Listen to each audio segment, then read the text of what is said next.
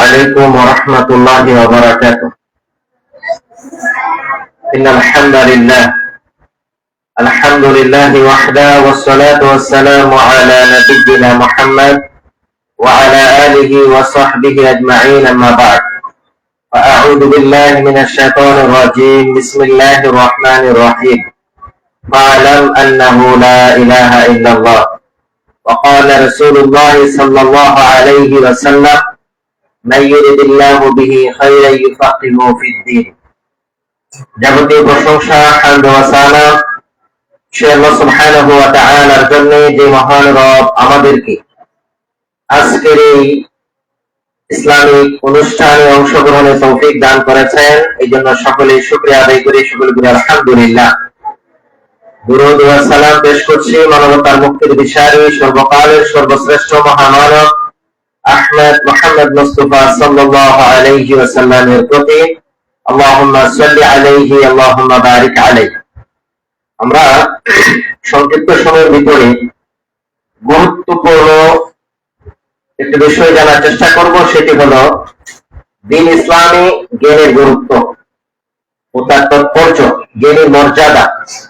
এই সংক্রান্ত বিষয়ে সংক্ষিপ্ত সময়ে আপনাদের সামনে কিছু কথা উপস্থাপনের চেষ্টা করবো ইনশাআল্লাহ। যেহেতু আপনারা এখানে এসেছেন জ্ঞান শিক্ষা করার জন্য, জ্ঞান অর্জনের জন্য, এখানে আসার পরে আপনাদের পরিবার থেকে দূরে থাকতে হয়েছে, ভালো মানের খানাও খেতে পাচ্ছেন না, স্বাচ্ছন্দ্যে চলাফেরা করতে পারছেন না, এবং নিজের স্বাধীনতা সেটা খুঁজে পাচ্ছেন না। আমি প্রায় মাদ্রাসায়, বিভিন্ন মাদ্রাসায়, মসজিদে, বিভিন্ন জায়গায় অনুষ্ঠানে গেলে আমি ছাত্রদেরকে যে নসিহাতটা করি সেটা হলো যে মাদ্রাসাটা এটা একটা জেলখানা। জেলখানার দরজায় লেখা থাকে রাখিব নিরাপদ, দেখাইব আলোর পথ। জেলখানার দরজায় এই লেখাটা লেখা থাকে যে জেলখানায় যখন একজন কয়েদিকে বন্দি করে, তো তারা কি করে, সেখানে তাকে কিছু তালিম দেয়, মানে সে যদি চুরি করে সে যাতে চুরি না করে। এই জন্য এখানে তাদের স্লোগান হলো রাখিব নিরাপদ, দেখাইব আলোর পথ। আর মাদ্রাসার স্লোগান আমি যেটা দিই সেটা হলো যে রাখিব নিরাপদ, দেখাইব জান্নাতের পথ।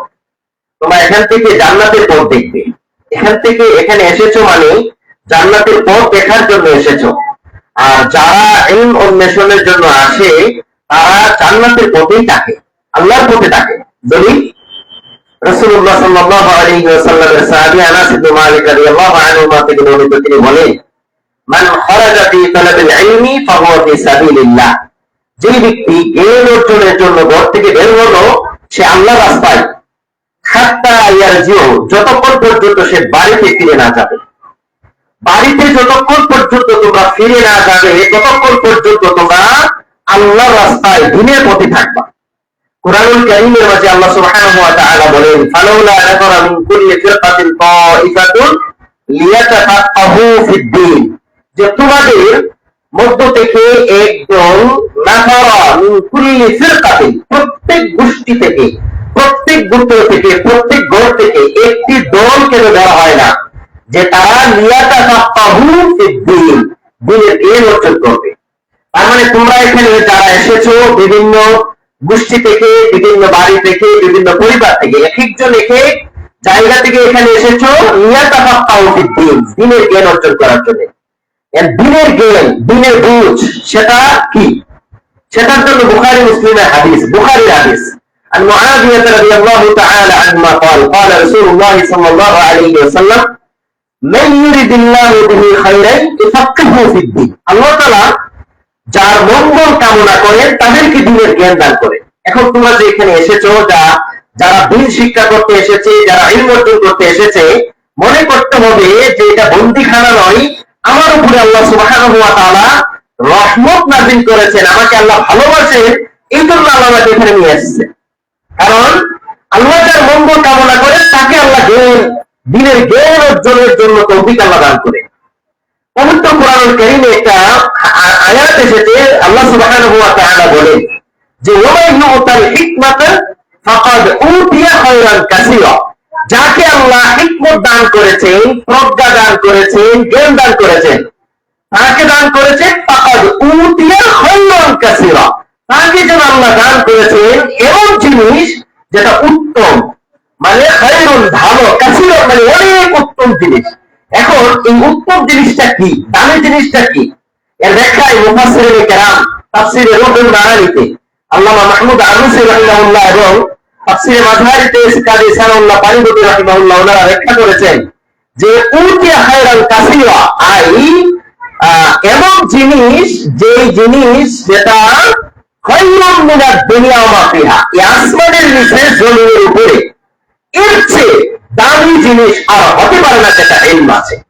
তাহলে ইলমের মর্যাদা কত, ইলমের মর্যাদা কত আর জ্ঞানের মর্যাদা কত, যে এই আসমান জমিনের নিচে যত টাকা পয়সা আছে, যত রিয়াল আছে, যত ডলার আছে, যত স্বর্ণ মুদ্রা আছে, যত রূপ্য মুদ্রা আছে, যত হীরা আছে, যত জওহরাত আছে, পৃথিবীতে যত বিল্ডিং আছে, যত বাড়ি গাড়ি আছে, যত জায়গা জমি আছে, সকল কিছুকে যদি এক পাল্লায় রাখা হয় আর জ্ঞানকে যদি আরেক পাল্লায় রাখা হয়, জ্ঞানের পাল্লায় বাড়ি হবে।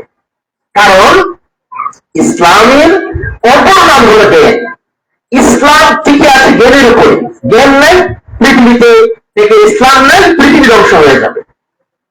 কারণ আল্লাহ সুবহানাহু ওয়া তাআলা ইসলামকে কখন পাঠিয়েছেন, যখন সমগ্র পৃথিবীতে জাহিলিয়াতের অন্ধকারে অন্ধকারাচ্ছন্ন হয়ে গিয়েছিল, যখন একজন জীবন্ত নারীকে কবর দেওয়া হতো, যখন নারীদের কোনো মূল্যই পৃথিবীতে ছিল না, তাদেরকে টাকায় বিক্রি করে দেওয়া হতো। নারী যখন কোনো গর্ভে জন্মগ্রহণ করত, তখন তারা সমাজে মুখ দেখাতে পারত না। এরকম জাহিলিয়াতের বর্বর যুগে আল্লাহ সুবহানাহু ওয়া তাআলা শ্রেষ্ঠ নবী সাইয়্যিদুল আম্বিয়া ওয়াল মুরসালিন খাতামুন নাবিয়্যিন নবী মুহাম্মদ রাসূলুল্লাহ সাল্লাল্লাহু আলাইহি সাল্লামকে পাঠিয়েছেন ইসলাম দিয়ে। ইসলাম এসে জাহিলিয়াতের অন্ধকারকে দূর করে দিয়েছেন। এই ইসলাম এসে কি করেছেন, একজন মানুষকে সোনার মানুষে পরিণত করে দিয়েছেন। ইসলাম এসে মানুষের সামনে দ্বীন ইসলামের এত সুন্দর রূপরেখা তুলে ধরেছেন। ইসলাম এসে একজন মানুষকে আদর্শ মানবে তৈরি করেছেন। ইসলাম এসে একজন মানুষকে সোনার মানুষে পরিণত করে দিয়েছেন। এর নাম হলো ইসলাম। ইসলামের সংস্পর্শ এসে একজন ডাকাত দলের সর্দারও বড় আল্লাহ ওলি হয়ে যায়, কারণ ইসলামের সংস্পর্শ এসে, কোরআনের সংস্পর্শ এসে। ফুযাইল ইবনে ইয়াস রাহিমাহুল্লাহ তিনি বিখ্যাত একজন তাবী ছিলেন। তিনি ছিলেন ডাকাত দলের সর্দার। ডাকাত দলের সর্দার তিনি একদিন ডাকাতি করার জন্য তার লোকজন নিয়ে যখন ঘরের ভিতরে প্রবেশ করেছেন, ঘরের ভিতরে প্রবেশ করে দেখেন বাড়িওয়ালা ঘরের এক কোনায় বসে বসে কোরআন তেলাওয়াত করছেন। আলাম ইয়ানি লিল্লাযীনা আমানু আন তাখশা কুলুবুহুম লিযিকরিল্লাহ, এই আয়াত তেলাওয়াত করছেন। ফুযাইল ইবনে ইয়াস রাহিমাহুল্লাহর কানে আওয়াজ আসছে। এই আয়াতের অর্থ হলো আলাম ইয়ানি, এখন কি সেই সময় আসেনি, লিল্লাযীনা আমানু, যারা ঈমান এনেছো, আন তাখশা কুলুবুহুম লিযিকরিল্লাহ, আল্লাহর ভয়ে কেঁপে তোমাদের অন্তর কেঁপে ওঠার সময় কি এখনো আসেনি? এখনো কি তোমার গুনাহ করার সময় আসেনি? এখনো কি তুমি আল্লাহর প্রতি চলে আসার সময় আসেনি?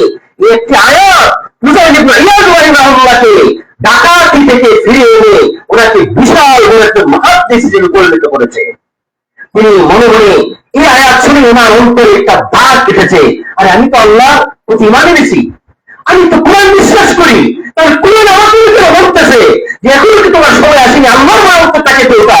আমি যে চুরি করছি, আমি অন্যায় করছি, অপরাধ করছি, আমার যদি তওবা করলাম আর জীবনে কোনোদিন চুরি করবো না, সাথে সাথে চুরি ছেড়ে দিয়েছে।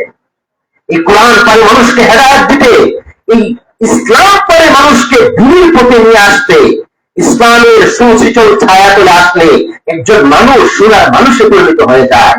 ওমর ইবনে খাত্তাব রাদিয়াল্লাহু আনহু তিনি যাচ্ছিলেন রাসূলুল্লাহ সাল্লাল্লাহু আলাইহি সাল্লামের মাথা নিয়ে আসার জন্য।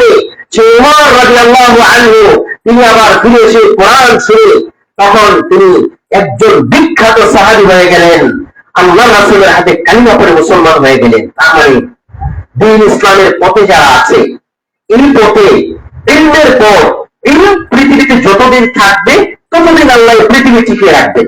ইলম নেই, পৃথিবী আল্লাহ ধ্বংস করে দিবেন। বলি রাসূলুল্লাহ সাল্লাল্লাহু আলাইহি ওয়াসাল্লামের হাদিস, আল্লাহ রাসূল সাল্লাল্লাহু আলাইহি ওয়াসাল্লাম বলেন, ইন্না মিন আশরাতিস সাআ, কিয়ামতের কিছু নিদর্শন আছে, আলামত আছে। কিয়ামতের নিদর্শনগুলোর মাঝে, আলামতগুলোর মাঝে এক নাম্বার আলামত আল্লাহ রাসূল উল্লেখ করেছেন, আইয়ুরফাল ইলম, বিদ্যা উঠে যাবে, জ্ঞান উঠে যাবে পৃথিবী থেকে। ওয়ায়াকসুরাল জাহাল, সমাজে মূর্খতা বৃদ্ধি পাবে। জ্ঞান পৃথিবী থেকে উঠে যাবে, বিদ্যা উঠে যাবে পৃথিবী থেকে। আমাদের উস্তাদ আব্দুল রাজ্জাক বিন ইউসুফ হাফিজাহুল্লাহ তিনি বলতেন, ও কলেজের প্রিন্সিপাল, ও স্কুলের হেডমাস্টার, তোমাকে যদি আমি মূর্খ প্রমাণ করতে না পারি তাহলে জাতির সামনে কোনোদিন মুখ দেখাবো না। অথচ উনি কিন্তু কলেজের প্রিন্সিপাল, স্কুলের হেডমাস্টার, তাদেরকে লক্ষ্য করে তিনি এই কথা কেন বললেন? এর তাৎপর্য হলো কলেজের প্রিন্সিপাল আর স্কুলের হেডমাস্টার আর প্রভাষক হোক, ব্যাংকার হোক, সে যত বড় ডিগ্রিধারী হোক, তার দুনিয়ার মাস্টার ডিগ্রি, পিএইচডি ডিগ্রিধারী আছে, কিন্তু দিনটার জ্ঞান নাই, তার ওযু গোসলের জ্ঞান নাই, ইসলাম সম্পর্কে জ্ঞান নাই, আকীদার জ্ঞান নাই, দিন ইসলাম সম্পর্কে সে অজ্ঞ, তার মানে সে সার্টিফিকেটের শিক্ষিত হতে পারে, সে প্রকৃত দুনিয়ায় প্রকৃত শিক্ষিত নয়। তার মানে প্রকৃত শিক্ষিত হতে হলে, প্রকৃত জ্ঞানী হতে হলে তাকে ইলম অর্জন করতে হবে, তাকে দ্বীনি জ্ঞান অর্জন করতে হবে। রাসূলুল্লাহ সাল্লাল্লাহু আলাইহি ওয়াসাল্লাম বলছেন, মান ইউরিদিল্লাহু বিহি খায়রান ইউফাক্কিহু ফিদ-দ্বীন। ওই ব্যক্তি যে, রাসূলুল্লাহ সাল্লাল্লাহু আলাইহি ওয়াসাল্লাম বলছেন আরেকটি হাদিস, যেটা যে জ্ঞান মৃত্যুর পরেও কাজে লাগবে। রাসূলুল্লাহ সাল্লাল্লাহু আলাইহি ওয়াসাল্লামের সাহাবী আবু হুরায়রা রাদিয়াল্লাহু আনহু তিনি বলছেন যে, ইদা মাতা ইনসানু কাদা আমালুহু ইল্লা মিন সালাসা, মানুষ যখন মারা যায় তার সমস্ত আমল বন্ধ হয়ে যায়। এই পৃথিবীতে যত বড় ক্ষমতাশীল ব্যক্তি আছে, ক্ষমতা মারার সাথে সাথে তার ক্ষমতা শেষ। যত বড় টাকার মালিক আছে, মৃত্যুর সাথে সাথে তার টাকার শেষ হয়ে যায়। কিন্তু ইলম এমন এক জিনিস যেটা মরার পরেও কাজে লাগে। রাসূলুল্লাহ সাল্লাল্লাহু আলাইহি ওয়াসাল্লাম বলছেন, মানুষ মারা গেলে সব ধ্বংস হয়ে যাবে তিনটা জিনিস বাদে। এর মধ্যে এক, যে আও ইল্লা মিন সাদাকাতিল জারিয়া, একটা হলো সদকা জারিয়া। সদকা জারিয়া মানে যে আই সাদাকাতুন জারিয়াতুন, যে সদকা প্রবাহমান, চলমান সদকা, অর্থাৎ সদকা চলতে থাকে, যেটা মসজিদে, মাদ্রাসায়, দিনের পথে চলমান। একটা ফ্যান দান করে গেলেন মসজিদে, তারপরে একটা টিউবওয়েল দান করে গেলেন, এইটাতে যতদিন মানুষ পানি পাবে মৃত্যুর পরে কবরে যেতে থাকে। এরপরে দেখেন ওই জ্ঞান, যে জ্ঞান মানুষকে উপকার দেয়, উপকারী জ্ঞান, উপকারী বিদ্যা। উপকারী বিদ্যা কি? উপকারী বিদ্যা হলো যে বিদ্যা আপনাকে আখিরাতের পথ দেখাবে, যে বিদ্যা মানুষকে জান্নাতের পথ দেখাবে, যে বিদ্যা মানুষকে আল্লাহ চিনাবে, যে বিদ্যা মানুষকে রাসূল চিনাবে, যে বিদ্যার মাধ্যমে আপনি জান্নাতে যেতে পারবেন, এটার নাম হলো উপকারী জ্ঞান। যে জ্ঞান আপনি শিখে আরেকজনকে শিখাবেন, সে শিখে যতদিন পর্যন্ত আরেকজনকে শিখাবে ততদিন আপনি সওয়াব পেতে থাকেন। আরবের একজন মানে স্কলার তিনি বলেছিলেন যে, আপনি আর কিছু পারেন আর না পারেন, অন্তত আপনার সন্তানের সূরাতুল ফাতিহার শিক্ষক হন। আপনার সন্তানের সূরাতুল ফাতিহার শিক্ষক হতে উনি আহ্বান করেছিলেন কেন জানো? যে সূরাতুল ফাতিহা এমন একটি সূরা, রাসূলুল্লাহ সাল্লাল্লাহু আলাইহি ওয়াসাল্লাম বলেন, লা সালাতা লিমান লাম ইয়াকরা ইল্লা বিফাতিহাতিল কিতাব। ওই ব্যক্তির সালাত হবে না যে ব্যক্তি সালাতের মাঝে, নামাজের মাঝে সূরাতুল ফাতিহা পড়ে না। তার মানে ফরজ নামাজ হলো সূরাতুল ফাতিহা পড়তে হবে, নফল সালাত হলো, সুন্নাত সালাত হলো সূরাতুল ফাতিহা পড়তে হবে, জানাজার নামাজে সূরাতুল ফাতিহা পড়তে হবে, ঈদের সালাতে সূরাতুল ফাতিহা পড়তে হবে। এটা সূরাতুল ফাতিহা ভাবে কিন্তু নামাজ নেই। এখন একটা সন্তান, আপনার সন্তানকে যদি আপনি সূরাতুল ফাতিহাটা প্রথমে শিখান, আর সে যতদিন সালাত আদায় করবে, যত সালাত আদায় করবে, আপনার আমলনামে তার সওয়াব দিতে থাকবে। সুবহানাল্লাহ। তাহলে সন্তান যদি ইবাদত করে, তাহলে সেটা পিতামাতার আমলনামে অটোমেটিক যুক্ত হয়।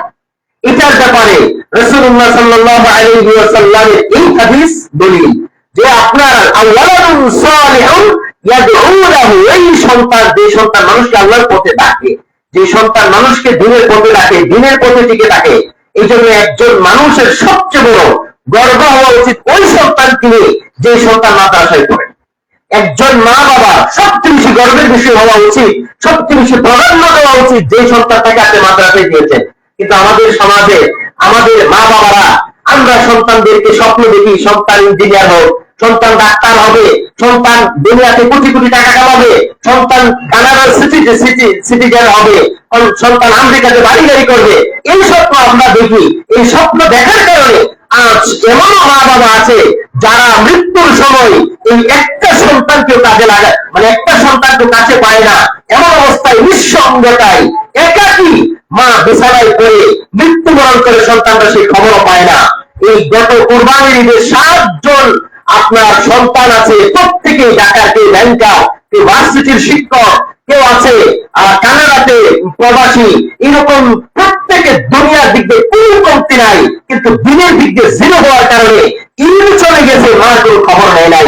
মা বিছানায় পড়ে আছে 7 দিন, মায়ের এই পচা লাশ থেকে দুর্গন্ধ চলে আসছে, তারপরেও মানুষ, পাশের বাড়ির মানুষেরা এসে দরজা ভেঙে সেই মাকে উদ্ধার করেছেন।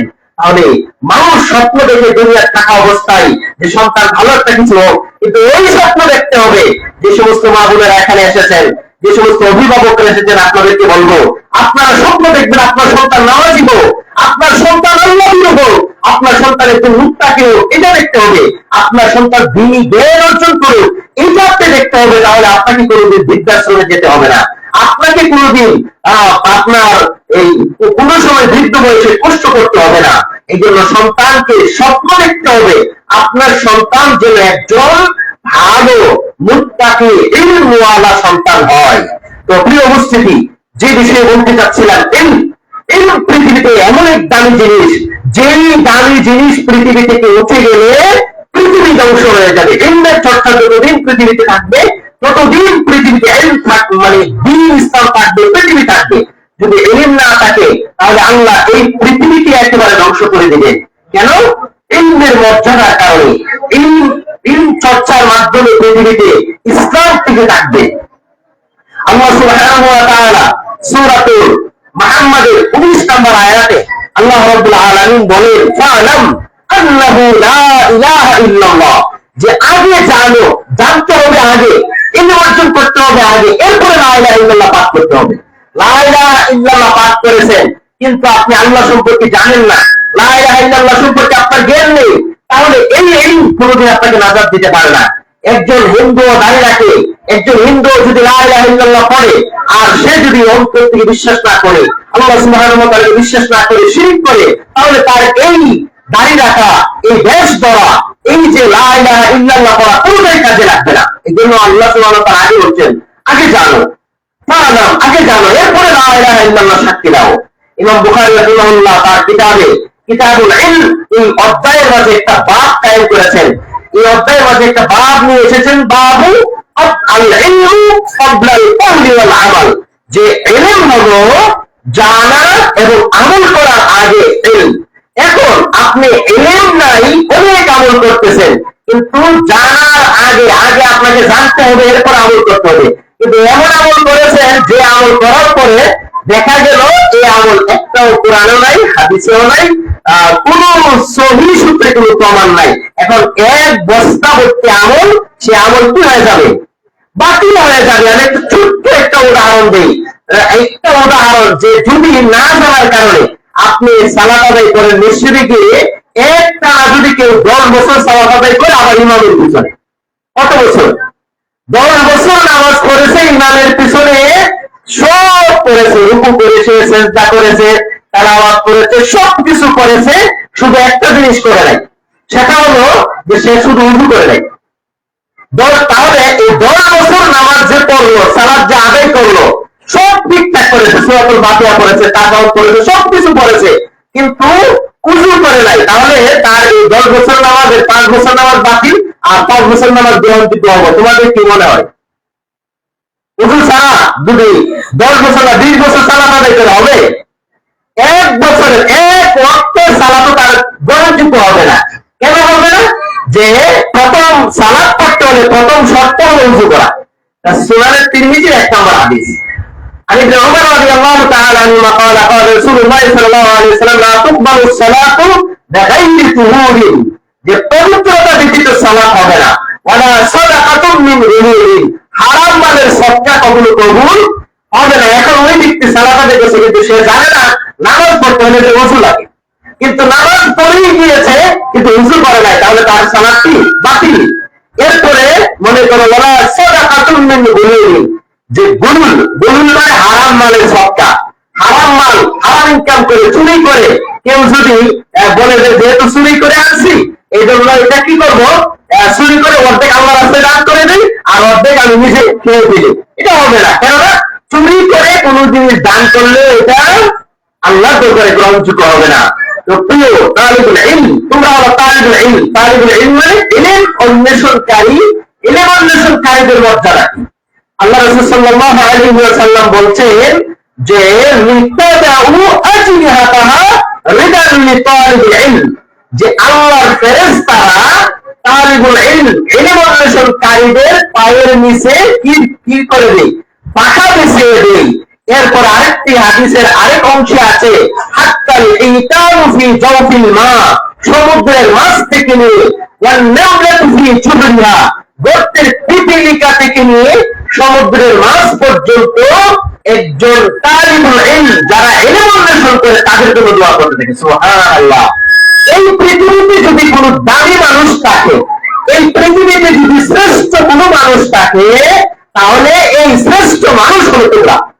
এর দলিল এই যে হাদিসটা বললাম যে তোমাদের পায়ের নিচে ফেরেশতারা তাদের পাখা বিছিয়ে রাখে, এই কথা অন্য কারোর ব্যাপারে বলা হয় নাই।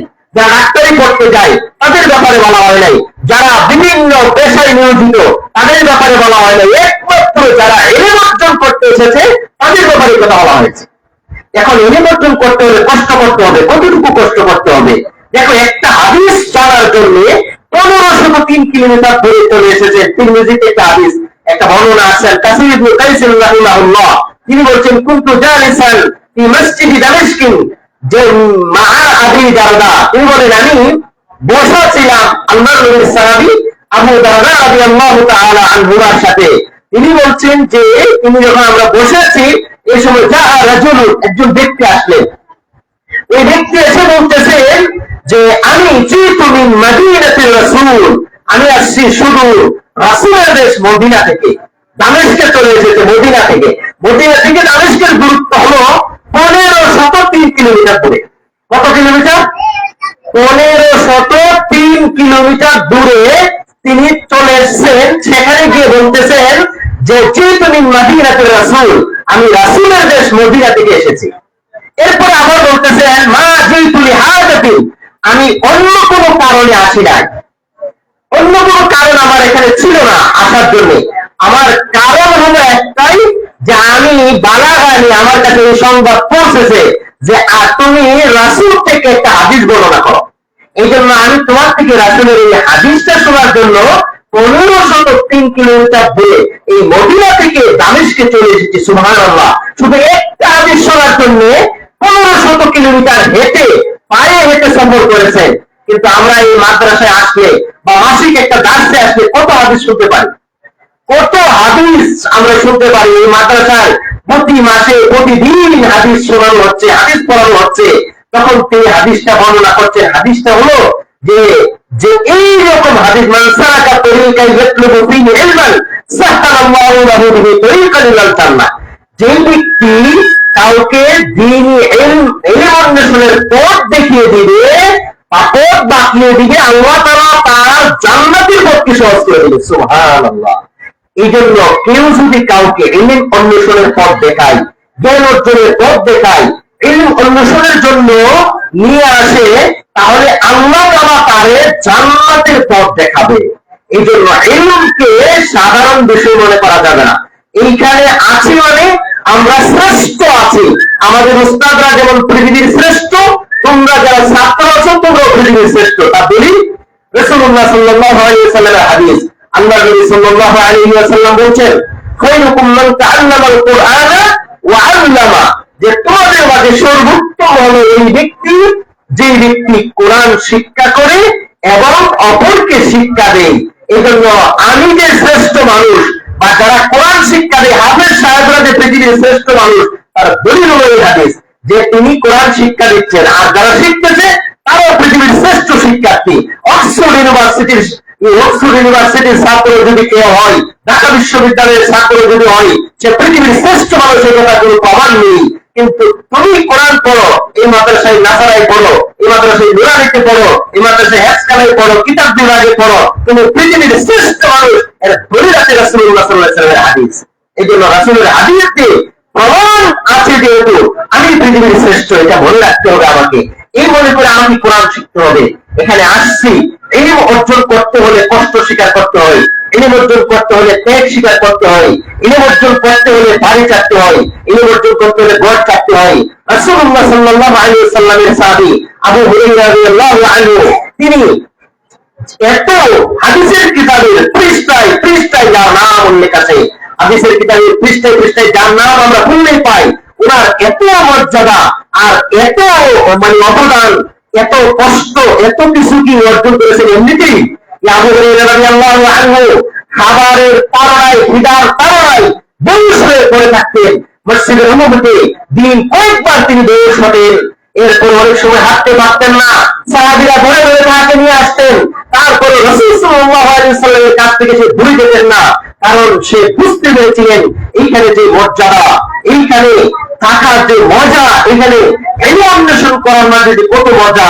আজ লোকজন তার নাম শুনলে দোয়া করে, আবু হুরায়রা রাদিয়াল্লাহু আনহু আল্লাহ তাআলার উপরে রহম করুন। আর সব সময় মানুষেরা তার নাম জপতেছে, তার নাম শুনতেছে, তার নাম পড়তেছে, এইভাবে শ্রদ্ধার সাথে স্মরণ করতেছেন।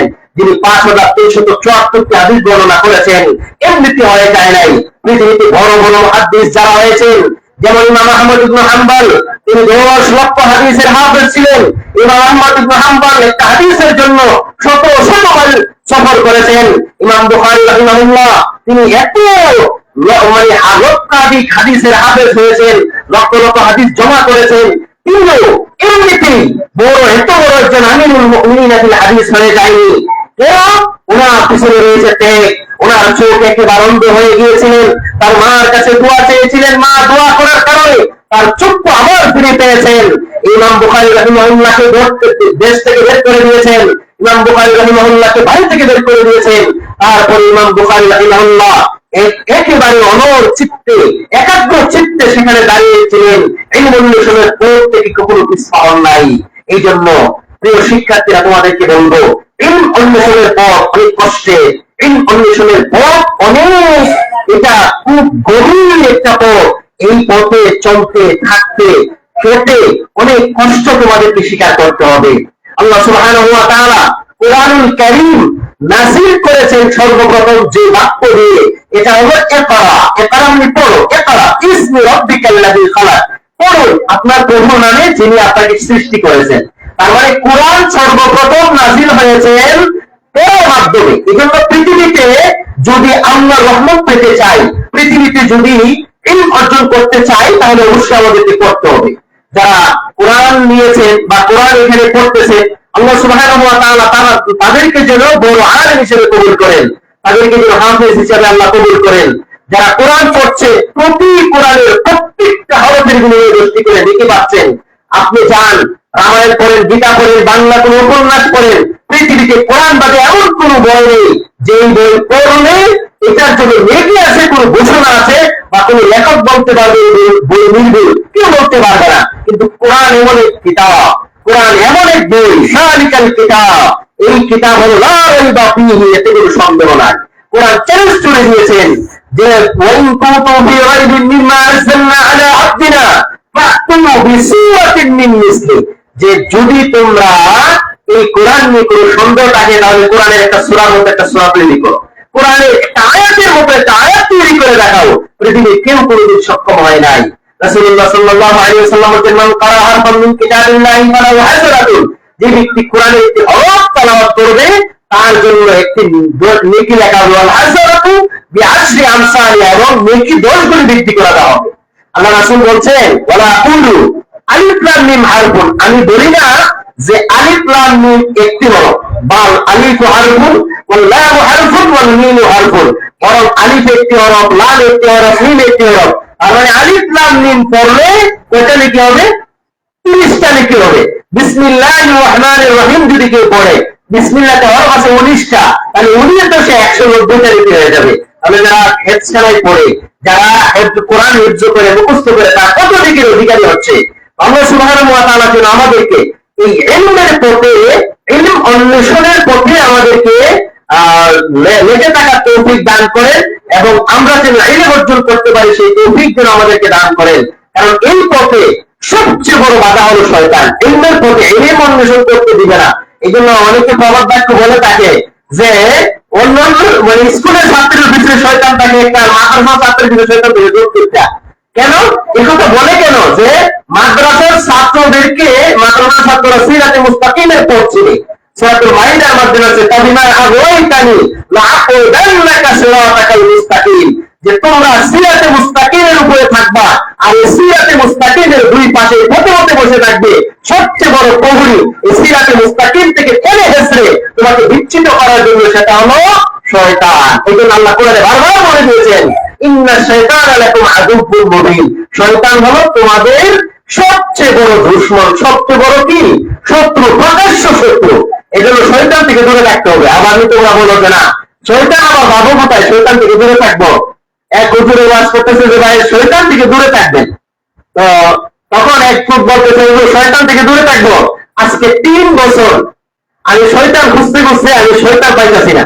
বলে যাই সর্বনাশ, তুমি কি বলো 3 বছর ধরে খুঁজতেছো, কেন শয়তানের এত কাজ কেন?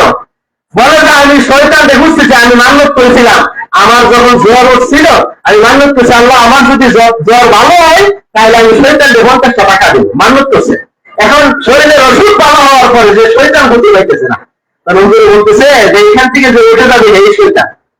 তো এই মজলিসের ওয়াজ থেকে যে উঠে যাবে সেই কি শয়তান। তো একজন লোক হঠাৎ প্রস্তাবে রয়েছে, তখন সেই যে তাড়াতাড়ি ভাই ও শয়তান ভাই আমার 50 টাকা রাখেন। আপনি অনেকদিন ধরে আমি বুঝতেছি আপনি যে জঙ্গল খুঁজে আসলাম, আমি শয়তান পাইলাম না। তো আসলে শয়তান মানে আলাদা কোন রূপ নয়, মানুষের শয়তান। মানুষের কি শয়তান, মানুষের চরিত্রের ভিতরে, মানুষের ভিতরে এইরকম শয়তানের রূপ আছে। শয়তান মানুষের রোগে রোগে থাকবে, আল্লাহ থেকে সে চ্যালেঞ্জ নিয়ে এসেছে। তো এক এলাকায় চুর ধরা পড়ছে, চোর ধরা পড়ার পরে সবাই চোরকে দেখতেছে। একজন বৃদ্ধ মহিলা নাতিকে বলতেছে, নাতি আমার নিয়ে আসো, আমিও চোর দেখবো। তো গিয়ে দেখেছে যখন কাছাকাছি গেছে বলতেছে আর কোনটা চোর, ওই যে ওইখানে বাধা যেটা আর নিতে হবে না, চোর দিপুরা মানুষের মতো। তো মহিলা মনে করছে জীবনে তো চোর দেখে নাই, মনে করছে চোর মনে অন্য কোনো প্রজাতি হবে, আসলে চোর তো মানুষের মতো, আসলে মানুষের চোর। মানুষ যদি তার চরিত্র খারাপ হয়ে যায় সেই কি হয়ে যায়, চোর হয়ে যায়। সে যদি অপরের নষ্ট করে তাহলে মানুষ ছিল, সে মানুষত্ব হারিয়ে সে চোর হয়ে গেছে। শয়তান যখন মানুষ যখন আল্লাহর বিধান পালন না করে অন্যান্য কার্যক্রম আল্লাহ নামের বাড়িতে লিপ্ত হয়, তখন মানুষই শয়তান হয়ে যায়। বুঝতে পারছো কথা?